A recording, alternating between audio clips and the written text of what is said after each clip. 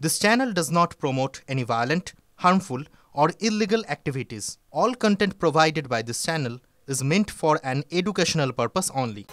আর শুরুতে আমাদের নজর থাকবে বিধানসভার দিকে, কেননা সেখানে আবারও উত্তাল বিধানসভা। কেন্দ্রের বিরুদ্ধে বঞ্চনার অভিযোগে সরব মুখ্যমন্ত্রী, পাল্টা স্লোগান বিজেপি বিধায়কদের। আরও একবার জানাবো আপনাদেরকে, আজ বিধানসভার শুরুতেই উত্তাল হয়ে ওঠে পরিস্থিতি। কেন্দ্রের বিরুদ্ধে বঞ্চনার অভিযোগ করেন এবং সেই অভিযোগে সরব হন রাজ্যের মুখ্যমন্ত্রী মমতা বন্দ্যোপাধ্যায়। পাল্টা স্লোগান দিতে থাকেন বিজেপি বিধায়করা। বিস্তারিত জানবো, আমাদের সঙ্গে রয়েছেন আমাদের প্রতিনিধি সৌরভ গুহ রয়েছেন আমাদের সঙ্গে। সৌরভ, এই মুহূর্তে বিধানসভায় কি পরিস্থিতি?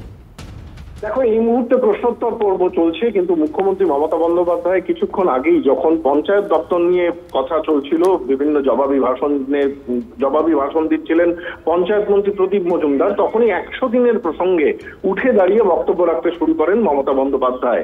এবং তিনি বলেন যে গুজরাট, রাজস্থান, মধ্যপ্রদেশ সহ বিভিন্ন রাজ্যে, বিজেপি শাসিত রাজ্যে 100 দিনের কাজ নিয়ে নানা অসঙ্গতি আছে রিপোর্টে, কিন্তু তাদের টাকা আটকে রাখা হয় না, কিন্তু বাংলার টাকা রাখা হয় বারংবার প্রতিটি প্রশ্নের জবাব দেওয়া সত্ত্বেও। যখন মুখ্যমন্ত্রী এই নিয়ে বলছিলেন তখনই কিন্তু বিজেপি বিধায়করা উঠে দাঁড়িয়েছিলেন এবং সেখানে বিজেপি বিধায়কদের সঙ্গে কার্যত সরাসরি বচসায় জড়িয়ে পড়েন মমতা বন্দ্যোপাধ্যায়। নন্দীগ্রামে তার হেরে যাওয়া নিয়েও প্রশ্ন তোলেন বিজেপি বিধায়করা। তখন তিনি পাল্টা বলেন যে আমি জিতে এখানে দাঁড়িয়ে আছি এবং অনেকে এখানে বিজেপি বিধায়ক আছেন যারা কাউন্সিলর ইলেকশনে হেরেছেন। সরাসরি কিন্তু আক্রমণে চলে যান রাজ্যের মুখ্যমন্ত্রী। সব থেকে ইন্টারেস্টিং মধুকল্পিতা যে রাজ্যের রাজনীতিতে বিরোধী দল মমতা বন্দ্যোপাধ্যায় সরকারকে চোরেদের সরকার বলে, এই চোরেদের সরকার এই শব্দবন্ধকে আজকে বিধানসভা অধিবেশনে তিনি ব্যবহার করলেন মোদির সরকারকে বোঝাবার ক্ষেত্রে, এবং একই সঙ্গে বাংলার বঞ্চনা নিয়ে সরব হলেন। বাংলার বঞ্চনা নিয়ে এর আগেও তৃণমূল এই ইস্যুতে সরব হয়েছে রাজনৈতিকভাবে, কিন্তু আজকে বিধানসভার অন্দরে সরব হওয়া এবং মোদীর সরকারকে চোরেদের মন্ত্রিসভা বলা, এটা নিঃসন্দেহে খুব তাৎপর্যপূর্ণ রাজনৈতিক। একেবারেই ধন্যবাদ সৌরভ।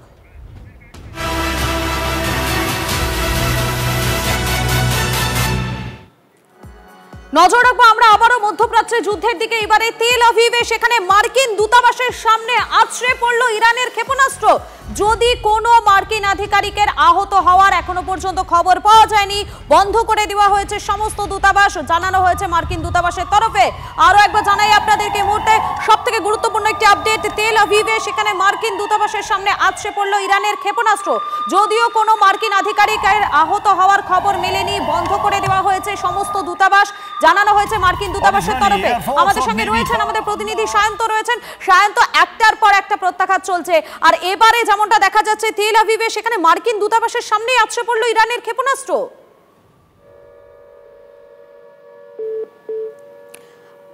আমরা আবারও যোগাযোগ করবো আমাদের প্রতিনিধি সায়ন্তর সঙ্গে। তবে যে খবর আপনাদেরকে জানাচ্ছি, যে আপডেট জানাচ্ছি, মধ্যপ্রাচ্যে যে যুদ্ধ পরিস্থিতি, সেই যুদ্ধ পরিস্থিতি যতই সময় যাচ্ছে, যতই একটু একটু করে ঘড়ির কাঁটা এগোচ্ছে, ততই যেন এই যুদ্ধ পরিস্থিতি আরো ভয়াবহ হচ্ছে।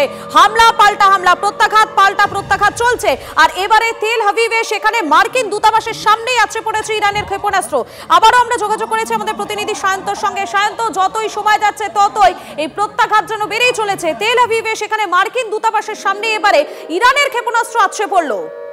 একদমই, দেখো, এটা প্রথম থেকেই কিন্তু ইরান একটা হুমকি দিয়ে আসছিল যে মার্কিন সেনা বা মার্কিন ঘাঁটিগুলো কিন্তু তাদের আক্রমণের এখন অন্যতম বিষয়বস্তু। সেই জায়গায় দাঁড়ালো যে মার্কিন রাষ্ট্রদূতের সামনে, অ্যাম্বাসির সামনে কিন্তু তাদের মিসাইল আসতে পড়েছে।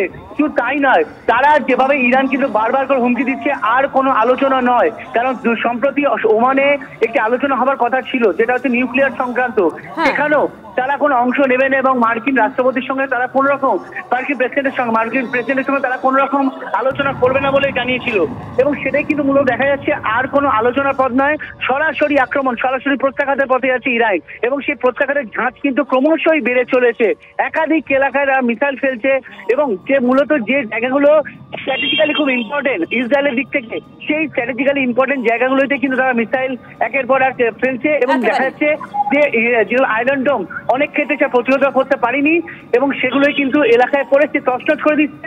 মার্কিন অ্যাম্বাসেডর যে বলেছে সেটা কিন্তু ভয়ঙ্কর ভাবে ক্ষতিগ্রস্ত হয়েছে একাধিক অংশ, এমনই জানা যাচ্ছে। একেবারে ভয়ঙ্করভাবে ক্ষতিগ্রস্ত হলেও এখনো পর্যন্ত কেউ আহত হয়েছেন বলে জানা যায়নি। আপডেটের দিকে তুমি নজর রাখো সায়ন্ত। আরো একটি আপডেট আপনাদেরকে জানাই এই মুহূর্তে, খামেনেইয়ের কপালে এবারে ভাঁজ আরো বেশি চওড়া করলেন ডোনাল্ড ট্রাম্প। ইরানের বিরুদ্ধে যুদ্ধে ইসরায়েলের পাশেই থাকবে আমেরিকা। তেল আভিভকে সাহায্য জারি থাকবে ইসরায়েলের রক্ষায় প্রতিশ্রুতিবদ্ধ আমেরিকা, জানিয়ে দিলেন ট্রাম্প। আমাদের সঙ্গে রয়েছেন এই মুহূর্তে সরাসরি কর্নেল দীপ্তাংশু চৌধুরী রয়েছেন, আপনাকে স্বাগত টিভি9 বাংলায়। দেখুন, মধ্যপ্রাচ্যের যুদ্ধ পরিস্থিতি সেটা যত সময় যাচ্ছে ততই আরো বেশি বাড়ছে, আর এবারে ইরানের বিরুদ্ধে যুদ্ধে ইসরায়েলের পাশেই যে আমেরিকা থাকবে, তেল আভিভকে যে সাহায্যটা জারি থাকবে, সেটা কার্যত স্পষ্ট করে দিল আমেরিকা। এটা তো খুব অসম্ভব ভাবার জন্য নয়, এটা আমরা টিভি9 বাংলাতেই আমি এই 4 দিন আগে যেদিন যুদ্ধ শুরু হয়েছিল সেদিন বললাম যে যুদ্ধের যে ধোঁয়াশা এটা যত পরিষ্কার হবে, মার্কিন যুক্তরাষ্ট্রের পজিশন তত ক্লিয়ার হবে। মার্কিন যুক্তরাষ্ট্র ইসরায়েলের পাশে থাকবে। আমরা এই ইউক্রেন এবং রাশিয়ার যুদ্ধ 29 মাস দেখছি। সামনে মার্কিন যুক্তরাষ্ট্র প্রেসিডেন্ট ট্রাম্প অনেক কথা বলছেন, কিন্তু ইউক্রেনের পেছনে দুটো খ্রিস্টান দেশের লড়াই 29 মাস ধরে চলছে, কারোর কোনো ভ্রুক্ষেপ নেই। 19 মাস ধরে ইসরায়েল হামাসকে প্রায় ধূলিসাৎ করে দিল, মহিলা বাচ্চাদের শেষ করা হলো ওখানে। শুধু জঙ্গি সংগঠন না, সাধারণ নাগরিক মারা হয়েছে। যেদিনও সেই সময় কিন্তু মার্কিন যুক্তরাষ্ট্র কোন সৎ এগিয়ে এসে এই যুদ্ধ থামাবার কেউ আমরা দেখতে পারিনি।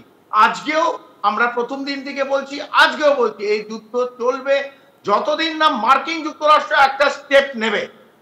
আলটিমেটলি প্রেসিডেন্ট ট্রাম্পকে একটা স্টেপ নিতে হবে, যেটা আমরা কিন্তু আপাতত দেখতে পারিনি। একেবারে G7 এর এই কানাডায় মিটিং আছে একদিন বাদে, যদিও সেখানে ইরান ইসরায়েলের কোনো পার্টিসিপেশন নেই, তবু এই যে বিশ্বের G7 এই বড় বড় রাষ্ট্র যারা একত্রিত হবে, তারা কি বলে আমাদের সেদিকে আমাদের নজর থাকবে। দীপ্তাংশু বাবু, আপনি আমাদের সঙ্গে থাকুন। আরো একটি আপডেট এই মুহূর্তে জানাবো, ইরানের সর্বোচ্চ ধর্মীয় নেতা খামেনেই, তাকে হত্যার ছক কষেছিল নাকি ইসরায়েল, বাধা দেন মার্কিন প্রেসিডেন্ট ডোনাল্ড ট্রাম্প। যুদ্ধের মধ্যে এই দাবি মার্কিন আধিকারিকের, এবং আমেরিকার কোনো ক্ষতি না করা পর্যন্ত ইরানের রাজনৈতিক নেতৃত্বের বিরুদ্ধে পদক্ষেপের কথা ভাবা হচ্ছে না, জানিয়েছেন ট্রাম্প। এমনটাই দাবি মার্কিন আধিকারিকদের।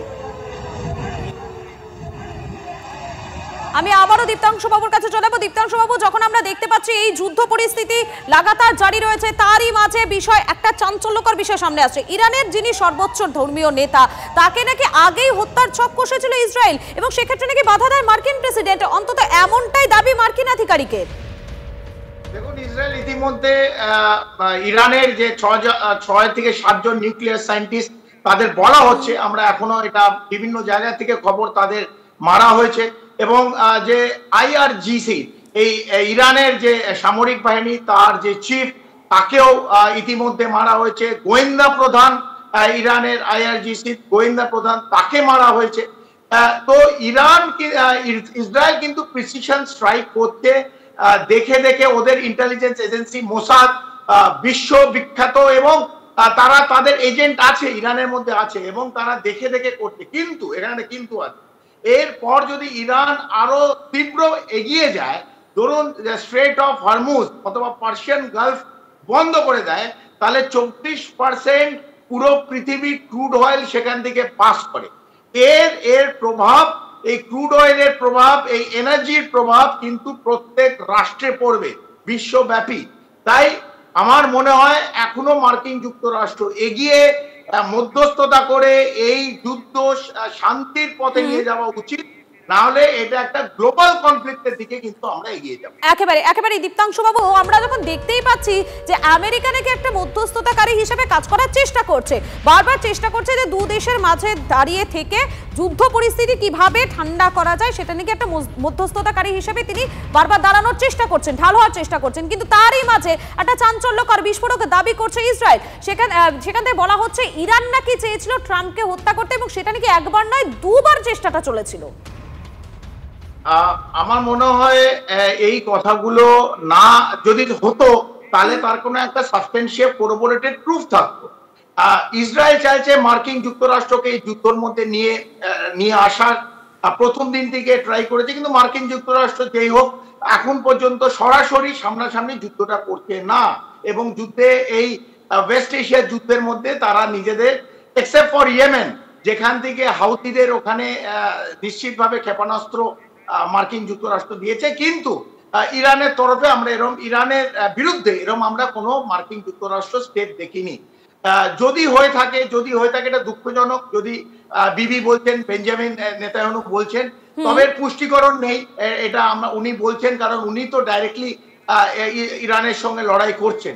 তবে আমরা ইতিমধ্যে জানতে পারেছি ইউনাইটেড কিংডম সেখানে গার্সিয়া আইল্যান্ডে যেখানে ওদের সামরিক বাহিনী আছে, সেখানে কিন্তু তারাও তাদের সামরিক বাহিনীকে অ্যালার্ট করতে, সিমিলারলি মার্কিন যুক্তরাষ্ট্র অ্যালার্ট করতে। আমি আবার বলছি, যদি এটাকে থামানো না যায়, এটা কিন্তু একটা মধ্য এশিয়া ওয়েস্ট এশিয়া গ্লোবাল কনফ্লিক্টের দিকে আমরা এগিয়ে যাব। এবং অনেক যে ওআইসি দেশগুলো আছে, ওমান, কাতার, এরা যারা অয়েল প্রডিউসিং কান্ট্রি, এইখানে যদি আঘাত পড়ে, কারণ এর প্রভাব পড়বে। ইসরায়েল আর ইরানের কোনো কমন বর্ডার নেই, অনেক দূর, সেখানে মাঝখানে অনেক এই ওআইসি আরব ইসলামিক কান্ট্রিগুলো আছে যারা অয়েল প্রডিউস করে, যাদের তেল বিশ্বব্যাপী রাষ্ট্ররা ইউজ করে। এইখানে যদি কোনো আঘাত পড়ে, একেবারে দীপ্তাংশু বাবু আপনি আমাদের সঙ্গে থাকুন।